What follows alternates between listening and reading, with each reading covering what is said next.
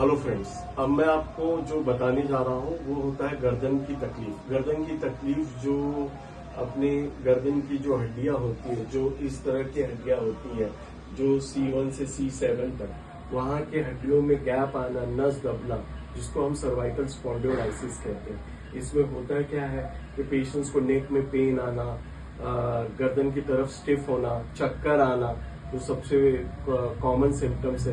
But चक्कर आना जब एकदम स्पॉन्डिलोलाइसिस की जो ग्रेडिंग होती है काफी सीवियर है तो चक्कर काफी कॉमन सिम्टम्स हो जाता है। हाथों में मुंगियां आना, हाथ भारी पड़ना, ये सर्वाइकल स्पॉन्डिलोलाइसिस के लक्षण है। पेन भी काफी रहता है गर्दन की तरफ, गर्दन काफी स्टिफ रहती है। ऑक्सीपिटल रीजन की तरफ हेडेक बहुत रहता है पेशेंट्स को। तो ये कुछ कॉमन सिम्टम्स है। डिटेल भी सिम्टम्स अगर आपको चाहिए तो आप मेरे कमेंट बॉक्स में आप उसकी जानकारी पूछ सकते हैं। आज मैं आपको बेसिकली इसमें जो ट्रीटमेंट होता है वो कुछ पेन किलर्स होते हैं जो डॉक्टर्स, ऑर्थोपेडिक, फिजियोथेरेपिस्ट या आपके जनरल फिजिशियन रिकमेंड करते हैं। बट उसमें सिर्फ पेन किलर लेने से सर्वाइकल स्पॉन्डिलोलाइसिस क्योर नहीं होता है। उस सबसे प्राइमरी ट्रीटमेंट फिजियोथेरेपी सबसे इम्पोर्टेंट होता है और बहुत बड़ा रोल होता है फिजियोथेरेपी का सर्वाइकल स्पॉन्डिलोलाइसिस को ट्रीट करने के लिए। और सीवियरिटी ज्यादा है तो बेटर आप ऑर्थोपेडिक सर्जन से भी कंसल्ट कर सकते हैं। बट इनिशियल लेवल पे आप पेन किलर ले करके आप पेन को सबसाइड कर सकते हैं, कुछ दिनों तक आराम रहता है।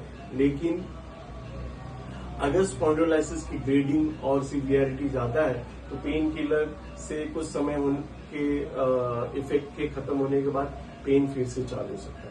तो इसमें जो एक्सरसाइज है वो मैं बताने जा रहा हूँ, वो मैं पहले करूंगा और उसके साथ में जो मेरे पेशेंट है जिनको सर्वाइकल स्पॉन्डिलोलाइसिस की तकलीफ है वो भी इस एक्सरसाइज को देखेंगी और इसे वो रिपीट करेंगे, ताकि घर पे भी जा करके इसको रिपीटेडली मॉर्निंग जब भी आपको समय मिले तो 10-15 मिनट का समय देना काफी जरूरी होता है सर्वाइकल एक्सरसाइज में।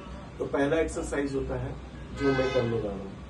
इसमें पहले आप गर्दन को आप रिलैक्स रखिए, हाथ को रिलैक्स रखिए, आप भी करते जाइए ताकि आपको भी आसान लगे। तो पहले अपने गर्दन को लेफ्ट साइड में लीजिए,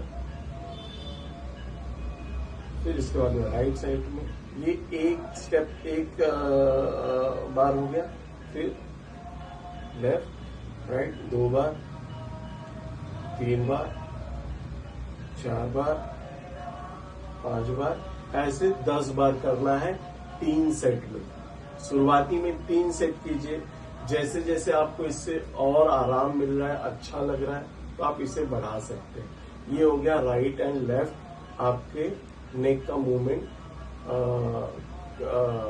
करके इसे 10 बार 3 सेट में करना। फिर दूसरा आपको करना है वो जो फेस को पूरी तरह से लेफ्ट शोल्डर की तरफ घुमाना है और फिर राइट शोल्डर में, जैसे 1 2 आप भी कीजिए, 3 4। पहले यहाँ एक बार लेके जाना है, फिर सामने लाना है।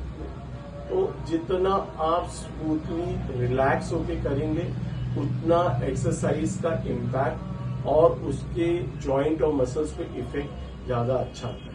ये हो गया दूसरा। ये भी आपको 10 बार 3 सेट में करना है। फिर तीसरा जो एक्सरसाइज होगा वो अब मेरी तरफ देखिए। तीसरा जो एक्सरसाइज होगा वो गर्दन को आगे पीछे थोड़ा लेके जाइए। ये नहीं कि यहां तक थोड़ा सा हल्का सा पीछे लेके गए, थोड़ा स्टिफ जाना चाहिए पीछे। 2 3, ये भी 10 बार करना है 3 सेट में। ये हो गया तीसरा एक्सरसाइज। अब इसमें ये करने के बाद अब आपको जो चौथा एक्सरसाइज करना है वो अपने हाथ को यहाँ पे रखिए, क्योंकि आपके नेक के मूवमेंट को आगे पीछे करना है, आगे पीछे आगे पीछे। तो ये थोड़ा शुरुआती में करते हुए आपको दिक्कत होगी, लेकिन एक बार जब यूज्ड हो जाएंगे तो काफी स्मूथली होगा। जैसे कि 1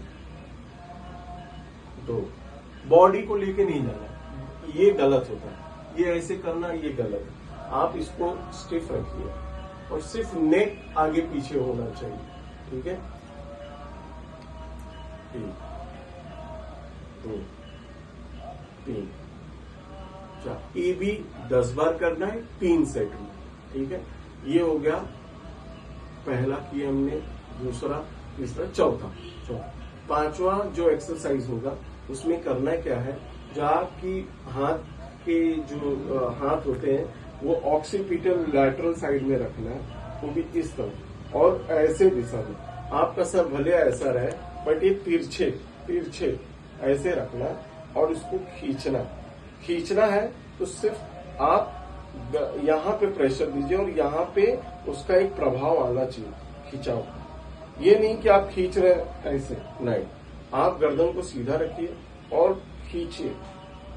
ऐसा सोचिए कि गर्दन एकदम एक जगह पे बंधी पड़ी है, मुझे उसे खींचना। यहाँ खींचेंगे तो यहाँ आपको तनाव नजर आएगा। ये 10 सेकंड आपको रखना है खिंचाव के मोड में। 1 2 3 4 5 6 7 8 9 10। ये 10 फिर रिलैक्स हो जाना। ये होने के बाद फिर आप दूसरे साइड वाला भी तिरछे कीजिए, उसको खींचिए और 10 सेकंड रखिए। नहीं, ऐसे नहीं, ये आपने ऐसे किया, इसको खींचिए।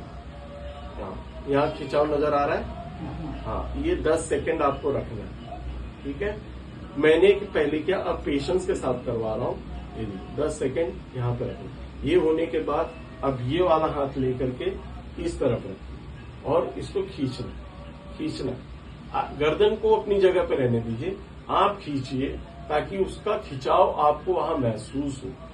तो उसमें एक स्ट्रेस बनता है और वो एक एक्टिव स्ट्रेस बनता है। तो ताकि उससे 10 सेकंड रखने के बाद फिर रिलैक्स होइए, फिर right side, left side, right side, ये भी 3 सेट कीजिए। ऐसे ये शुरुआत के जो पेन होते हैं, इतना एक्सरसाइज करने में आपको काफी उसका प्रभाव, काफी अच्छा रिजल्ट, स्मूथनेस मिलेगा, काफी हद तक पेन भी रिलीफ होगा।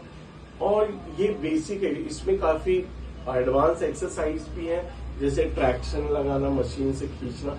बट वो जब अगर सीवियर काफी ज्यादा है, सर्वाइकल स्पॉन्डिलोलाइसिस, तो उस कंडीशन में आपको अपने डॉक्टर से मिलके, फिजियोथेरेपी से मिलके उसका आप उस तरह से ट्रीटमेंट आप उनके जानकारी के द्वारा आगे बढ़ा सकते हैं। इनमें शुरुआती है तो इस तरह के इतने 4 से 5 सेट वाले एक्सरसाइज काफी इनफ है। एक होता है टावेल भी रख करके आप पीछे की तरफ रखिए और उसे खींचिए, गर्दन को जगह पे पीछे टावेल रहना चाहिए, उसको खींचिए ऊपर की तरफ। वो भी एक एक्सरसाइज आप कर सकते हैं। आपको इसके वीडियोस या इसके क्लिप आर्ट्स जो इमेज होते हैं आपको गूगल, यूट्यूब पे आप देखेंगे तो मिल जाएंगे। टावल मेरे पास इसमें फिलहाल टावल नहीं, तो मैं उसको अपने इमेजिनरी वे से आपको बता रहा हूँ। टावल को रख के ऊपर की तरफ खींचना है, 10 सेकंड रखना है, फिर छोड़ देना, 10 सेकंड रखना है, छोड़ देना। इसके स्ट्रैप, बेल्ट, रबर टाइप भी आते हैं जो आप मार्केट में मिलते हैं, उससे भी आप यूज कर सकते हैं। फिलहाल के लिए इतना एक्सरसाइज आप कीजिए जो आपके सर्वाइकल स्पॉन्डिलोलाइसिस जो प्रॉब्लम होते हैं उसमें काफी कारगर, काफी प्रभावकारी और उसके रिजल्ट्स काफी अच्छे हैं। Thank you.